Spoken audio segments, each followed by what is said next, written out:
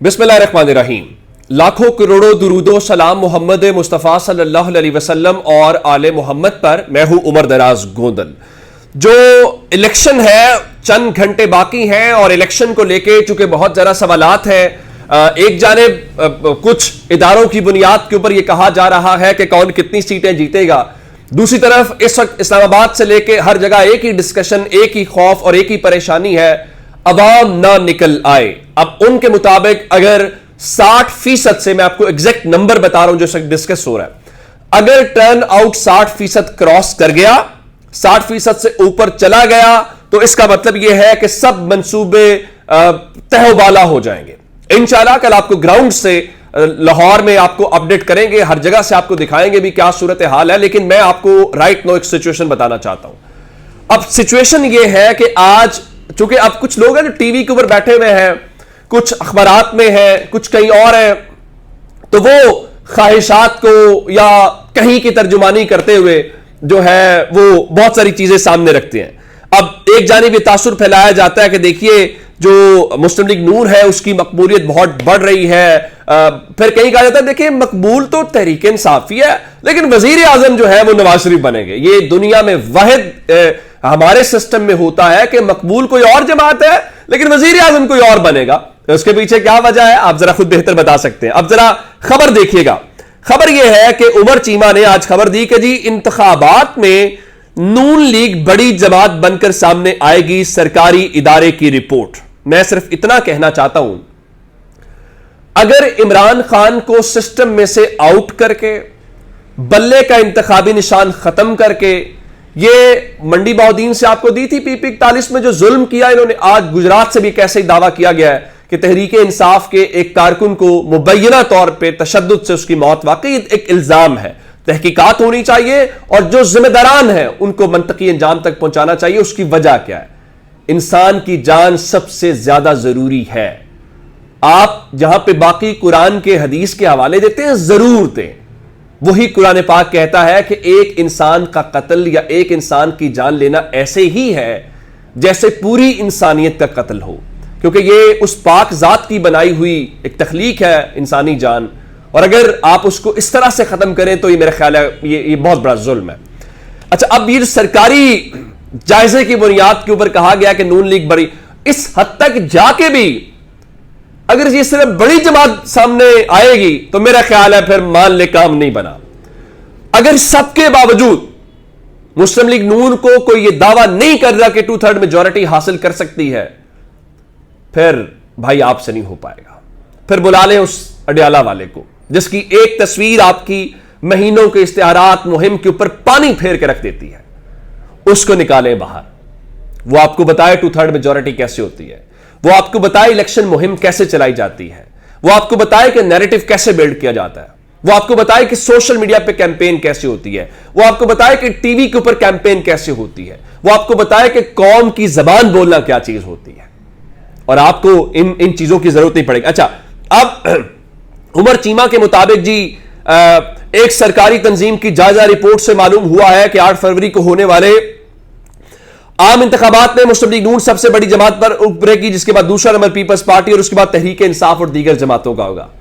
हाथ पांव बांधने के बाद भी, इस डर खौफ के बाद भी, तो आप मान लें आपके बस की बात नहीं। उनका दी न्यूज से बात करने वाले एक एहलकार ने नाम जाहिर ना करने की शर्त पे बताया कि इस सरकारी तंजीम ने पुलिस जराए, रेवेन्यू डिपार्टमेंट, मजदूर यूनियंस और मुख्तलिफ शोबों में पेशावर अफराद के इंटरव्यूज के जरिए जमा की गई मालूमात की बुनियाद के ऊपर यह तज्जिया पेश किया है। अब उनका अंदाजा यह है जी मुस्लिम लीग नून इतनी सीटें हासिल करेगी और फलां जमातें। सिर्फ सवाल इतना है, अगर यह साइंसी और जायजे की बुनियाद के ऊपर होता तो पंजाब और खैबर पख्तूनख्वा की सूबाई असम्बलियों के इलेक्शन आप लेट ना करते। अगर ऐसा होता तो मुल्क में 90 रोज में इलेक्शन हो जाते, जो कि नहीं हुए। और इस सब के बावजूद अगर ये जायजे आप इस तरह से अवाम को, आपका ख्याल है कि मायूस हो जाएगी? आज आप जानते हैं कि पशीन में, कला सैफुल्ला में जो कुछ हुआ, अब से थोड़ी देर पहले खबर आई है चमन से, जहां पे हाफिज अब्दुल्ला साहब की गाड़ी के ऊपर हमला हुआ है, वो महफूज है और फायरिंग का निशाना बनाया गया। अब जो मैं आपको असल खबर देना चाहता हूं कि अभी इलेक्शन शुरू नहीं हुआ और काम शुरू हो गया।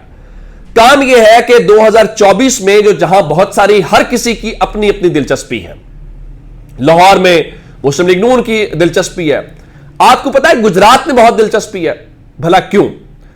ये जो साहब पंजाब में वजीर आला बने, उन्होंने ऐसी शानदार खिदमात सर अंजाम दी कि आपने उसको क्रिकेट बोर्ड का चेयरमैन लगा दिया मोहसिन नकवी को। भला क्यों? उसका किला मजबूत है। पंजाबी में कहते हैं कि उदा किला बड़ा मजबूत है, जिसका मतलब होता है कि वो बड़ा तगड़ा आदमी। भला क्यों? आपको पता ही नहीं वो किसका दोस्त है, आपको पता ही नहीं उसके ताल्लुकात कहां पे हैं। तो मोहसिन नकवी के रास्ते में फिलहाल कोई रुकावट नहीं बन सकती अगले कुछ साल। मैं आपको ये बात बता दूं, मुस्लिम लीग नून भी आकर उनको हटा नहीं सकती। तो अब गुजरात में उनकी बड़ी अच्छी खासी दिलचस्पी है। अब मुझे ये मत बताइएगा कि इसकी क्या वजह है, कि कौन उनका रिश्तेदार है जो वहां पे इलेक्शन लड़ रहा है। अब वो जीत नहीं पा रहा तो उसको जितवाना भी तो है।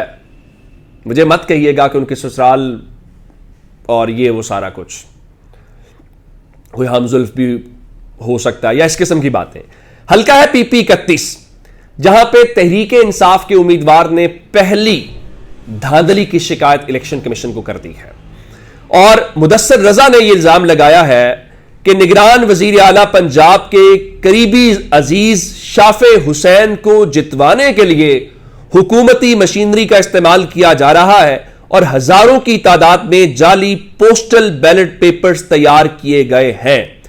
उनके मुताबिक जो उन्होंने दरखास्त दी है, जाली बैलेट बॉक्सेस को असल बैलेट बॉक्सेस से तब्दील करने की साजिश की जा रही है। लेकिन आप तसल्ली रखिए,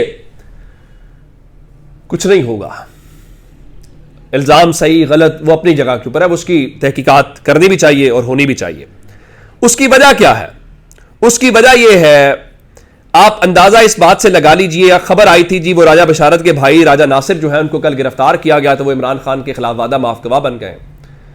अब इसको लेके राजा बशारत ये कहते हैं कि उनके भाई को रावलपिंडी पुलिस ने अगवा नहीं किया, बल्कि उनको कल रात इस्लामाबाद से बाकायदा अगवा किया गया है। और उनके मुताबिक मकामी पुलिस को 9 महीने बाद मुलजिम याद आया, मेरा भाई किसी भी मुकदमे में मुलव्वस नहीं है। जब एक शख्स किसी मुकदमे में मुलव्वस ही ना हो तो वादा माफ गवाह बनने का सवाल ही पैदा नहीं होता। अब जब यह मामला हुआ तो राजा नासिर साहब जो है उनकी बाजियाबी के लिए इस्लामाबाद हाई कोर्ट में दरखास्त दायर की गई और इस्लामाबाद हाई कोर्ट ने उनको 5 बजे अदालत में पेश करने का हुक्म दिया, जिसके बाद पेश नहीं हुआ। तो अब वो PP 11 से सूबाई असेंबली के उम्मीदवार भी हैं। तो इस सारी चीज को देखते हुए उन्होंने अदालत ने हुक्म दिया कि उनको आधे घंटे में अदालत में पेश ना किया गया तो हम इलेक्शन को मुलतवी कर देंगे।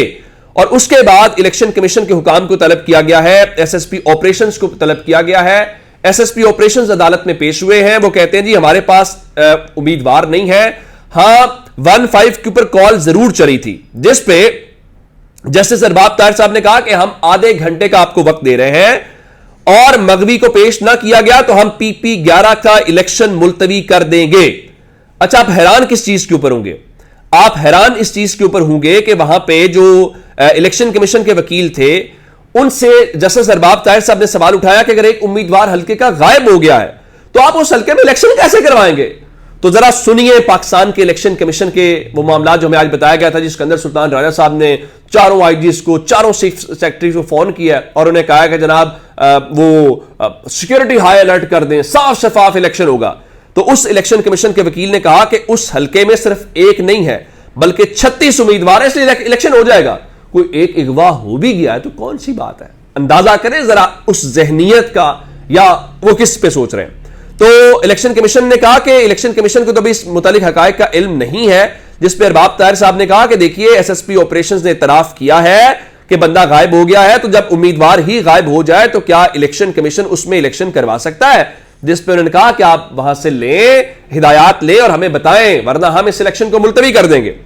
अब ये तो हो गई एक तरफ वाली सूरत हाल, और दूसरी तरफ मैं आपको बताना यह चाहता हूं कि इंतखाबी अमल का आगाज हो गया है। अवाम कल 8 बजे से शुरू करेंगे, लेकिन खैबर पख्तूनख्वा के अंदर इंतखाबी अमल शुरू हुआ है और उसमें जो कैदी हैं उन्होंने अपने पोस्टल बैलेट्स के जरिए वोट कास्ट कर दिया है।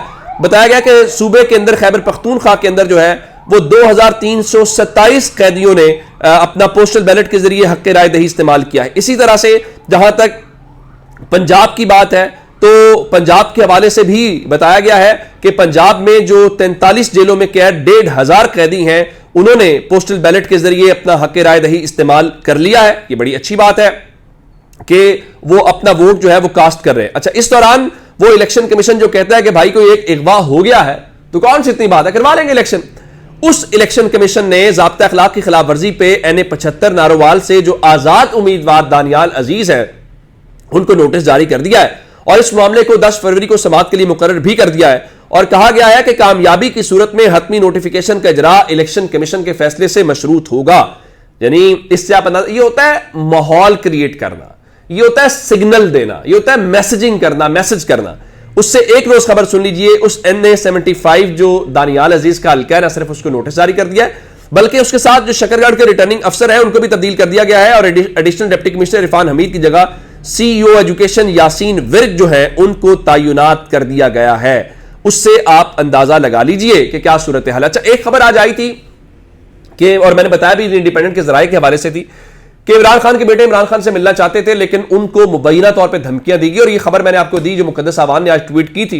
तो उसके ऊपर आज इमरान खान और जमामा जो उनकी साबिका अहलिया है उनका बयान आया है और उनकी एंट्री हुई है और उसकी वजह क्या है, इलेक्शन से मुताल्लिक हो कि उनका सियासत से कोई ताल्लुक तो नहीं है, लेकिन बहरहाल मेरा भी कोई सियासत से ताल्लुक ना हो या आपका भी ना हो तो हम वोटर टर्न आउट या लोगों को ये पैगाम तो दे सकते हैं। तो उस पर उनका पैगाम यह है कि कल पाकिस्तान के लिए बहुत बड़ा दिन है और आपका वोट बहुत अहम है। और उन दोनों ने, इमरान खान के जो साहबजादे हैं, उन्होंने तहरीक इंसाफ के झंडे के साथ अपनी तस्वीरें भी जो है ट्वीट की हैं। कल पाकिस्तान के लिए बहुत बड़ा दिन, आपका वोट अहम है और पाकिस्तान तहरीक इंसाफ ने अपने ऑफिशियल ट्विटर हैंडल से वो तस्वीरें भी लगाई हैं। अब मैं आपसे सिर्फ गुजारिश ये करना चाहता हूं, अपने लिए, अपनी कौम के लिए वोट जरूर करें, बावजूद इसके कि आप कहें कि सब हो रहा है, आपका वोट मानी रखता है, आपके वोट की एक हैसियत है और इससे ज्यादा कि क्या रिजल्ट होता है वो इंपॉर्टेंट नहीं है। सवाल आप पे है, क्या आपने हक अदा किया?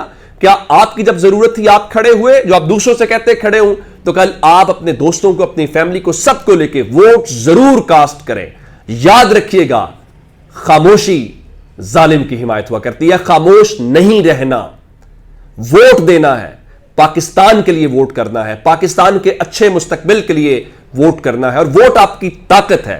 अगर आप अपनी ताकत को नहीं पहचानते और ताकत का इस्तेमाल नहीं करना चाहते तो इससे बड़ा जुल्म क्या हो सकता है। कल हर सूरत पोलिंग स्टेशन जाएं और बैलेट पेपर के ऊपर ठप्पा जरूर लगाएं।